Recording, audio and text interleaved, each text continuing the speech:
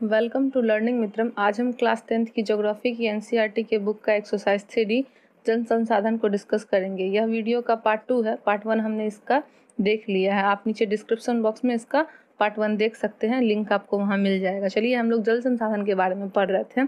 हम जानेंगे कि हम कैसे वर्षा का जल जो है छत पर संग्रहण कर सकते हैं। यहाँ आपसे पूछ रहा है कि are you a water harvester, क्या आप पानी को जमा करते हैं? तो this is monsoon join counting the raindrop. चलिए हम भी इस प्रक्रिया को चले। यहाँ पे एक चित्र दिया है जो जल संसाधन को संरक्षण करने के तरीके को बताया जा रहा है। हम क्या करेंगे, छत पर वर्षा के जल को संग्रहण करने के लिए सबसे पहले पीवीसी पाइप का इस्तेमाल करेंगे, जैसा कि यहाँ पे किया गया है। और रेत और ईंट इसका इस्तेमाल करके छत का वर्षा जल एकत्रित किया जा सकता है। रेत और ईंट का प्रयोग करके जल का छनन किया जाएगा। भूमिगत पाइप के द्वारा जल हौज तक ले जाया जाएगा, जहाँ से इसे तुरंत प्रयोग किया जा सके। हौज के अतिरिक्त जल कुएं तक भी ले जाया जा सकता है।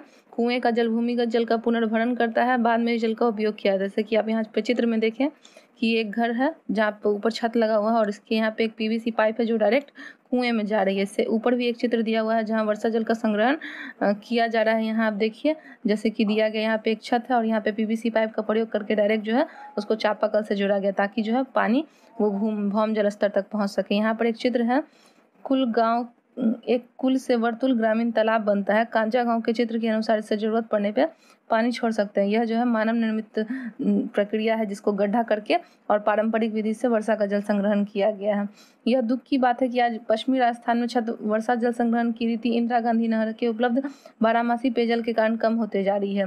हालांकि कुछ घरों में टांकों की सुविधा अभी भी है और उन्हें जल के पानी का स्वाद पसंद नहीं है। सौभाग्य से आज भी भारत के कई ग्रामीण और शहरी क्षेत्रों में जल का संरक्षण और संग्रहण का यह तरीका प्रयोग में लाया जा रहा है। कर्नाटक के मैसूर जिले में स्थित एक सुदूर गांव गंडाथूर के ग्रामीणों ने अपने घर जल में आवश्यकता पूर्ति छत वर्षा जल संग्रहण की व्यवस्था की। गांव के लगभग 200 घरों में यह व्यवस्था है और इस गांव ने वर्षा जल संपन्न गांव की ख्याति अर्जित की है। यहाँ प्रयोग किए जा रहे वर्षा जल के संग्रहण को देखें और 3 पॉइंट चित्र 4 में भी आप इसे देख सकते हैं। इस गांव में हर साल लगभग 1000 मिलीमीटर वर्षा होती है और यह जो है जिसके मुख्य घर या आंगन में, यह आपको जो वर्षा जल का संग्रहण है मुख्य घर के आंगन में बनाया जाता है। घरों के ढलवा छतों के द्वारा पाइप से ये जुड़े होते हैं, जहाँ पे छत से पानी जो है वो पाइप के द्वारा कुएं तक और जो है कहाँ चापाकल तक और भौम जल स्तर तक पहुंच जाता है।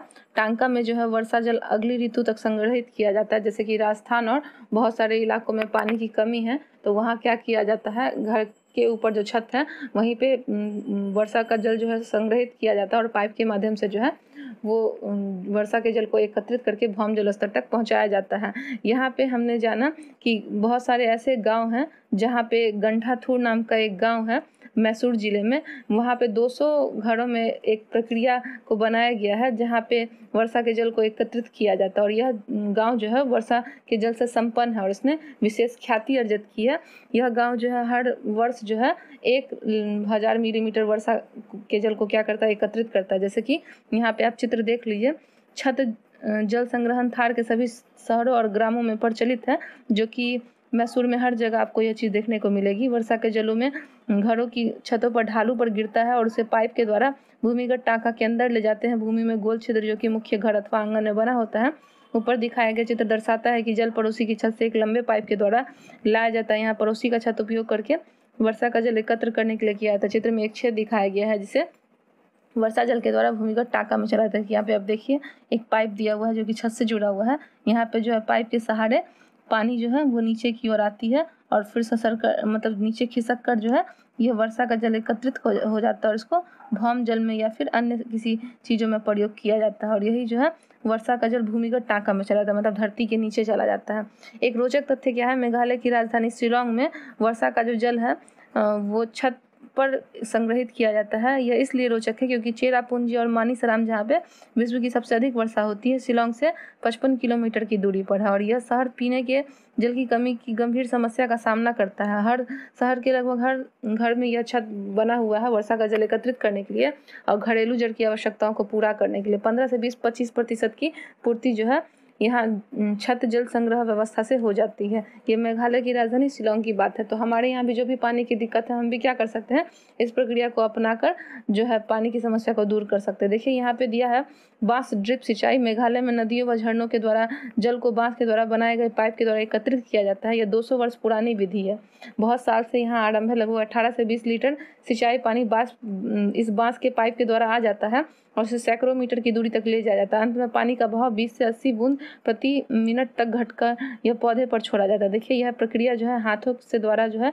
यह निर्मित प्रक्रिया बनाई गई है मेघालय में, जो कि काफ़ी काम में आती है, सिंचाई में प्रयोग की जाती है। इस पाइप के माध्यम से जो है पेड़ों तक पानी आसानी से पहुंच जाता है। पहाड़ी सिखों पर सधानीरा झरनों की दिशा परिवर्तन करने के लिए बांस के पाइपों का उपयोग किया गया है।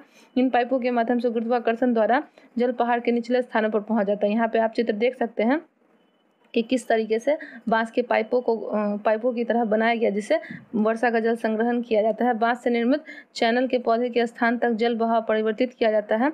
पौधे तक बांस पाइप से बनाई गई और बिछाई गई है, विभिन्न जल शाखाओं में वितरित किया गया है। पाइपों में जल प्रवाह इनकी स्थितियों में परिवर्तन करके नियंत्रित किया, जैसा कि हम यहाँ पे चित्र में देख सकते हैं कि बांस का ही पाइप जो है वो काफ़ी लंबे जगहों पर जो है बनाया गया है वर्षा का जल एकत्रित करने के लिए। यदि पाइपों को सड़क पर ले जाया गया तो भूमि ऊंचाई से ले जाया जाएगा। जैसे कि यहाँ पे देखिए, जैसे यहाँ कहा जा रहा है कि यदि पाइपों को सड़क पर ले जाना है तो उसे क्या करना होगा, भूमि पर ऊंचाई से ले जाया जाता है। जहाँ पे बांस के पाइप बने हैं आपको दिख रहे होंगे, संकुचित किए हुए चैनल सेक्शन और पंथातरण इकाई जल सिंचाई के अंतिम चरण में प्रयुक्त की जाती है। अंतिम चैनल सेक्शन में पौधे की जड़ों के निकट यह जल गिराया जाता है, जहाँ पे आसानी से जड़ों तक पानी पहुँच जाता है। और 10 भराई के साथ यहाँ पे संग्रहण दक्षता जो है 80% है। हर घर में लगभग जो है 50,000 मीटर जल का संग्रहण किया जाता है और इसका उपयोग किया जाता है। 200 घरों में हर वर्ष जो है लगभग 1 लाख लीटर जल जो है एकत्रित किया जाता है। जैसे कि यहाँ पे आप देख लीजिए, ऊपर हमने देखा कि कहाँ कहाँ इस तरीके से प्रयोग किया था। तो मेघालय की राजधानी शिलांग में और भी बहुत सारे गाँव में जो है वर्षा का जल एकत्रित किया जाता है। जैसा कि हमने जाना, मैसूर में भी और कर्नाटक में भी और राजस्थान में भी इस तरीके से वर्षा का जल एकत्रित किया जाता है। हम भी अपने आसपास ऐसा कर सकते हैं और वर्षा के जल को एकत्रित करके भौम जल स्तर तक पहुंचा सकते हैं, जिससे पीने के पानी में जो कमियां आती हैं उनको हम दूर कर सकते हैं। तमिलनाडु एक ऐसा राज्य है जहाँ पूरे राज्य में हर घर में छत पर वर्षा जल संग्रहण ढांचों का बनना आवश्यक कर दिया है। इस संदर्भ में दोषी व्यक्तियों पर कानूनी कार्रवाई हो सकती है। अगर एक लॉ बना दिया गया वर्षा के जल को एकत्रित करना, जिस तरीके से तमिलनाडु में बनाया गया, अगर समस्त भारतवर्ष में से लागू कर दिया जाए तो जो पानी से होने वाली समस्या होती है हम उसे आसानी से दूर कर सकते हैं। आप भी अपने आसपास जो है वर्षा जल का संग्रहण कर सकते हैं और दूसरों को भी प्रेरित कर सकते हैं वर्षा का जल एकत्रित करने के लिए। इससे हमें क्या क्या फ़ायदे होते हैं, हमने इस चैप्टर के अंतर्गत बहुत सारी बातों को जाना। तो चलिए अब इसे यहीं पे एंड करते हैं। अगर आपको यह वीडियो अच्छा लगा हो तो इसे लाइक करें, कमेंट करें और सब्सक्राइब करें, बेल आइकन दबाकर नोटिफिकेशन ऑन कर लें और अपने दोस्तों में भी इसे अधिक से अधिक शेयर करें। मिलते हैं अपने नेक्स्ट वीडियो में नए चैप्टर के साथ। Thank you.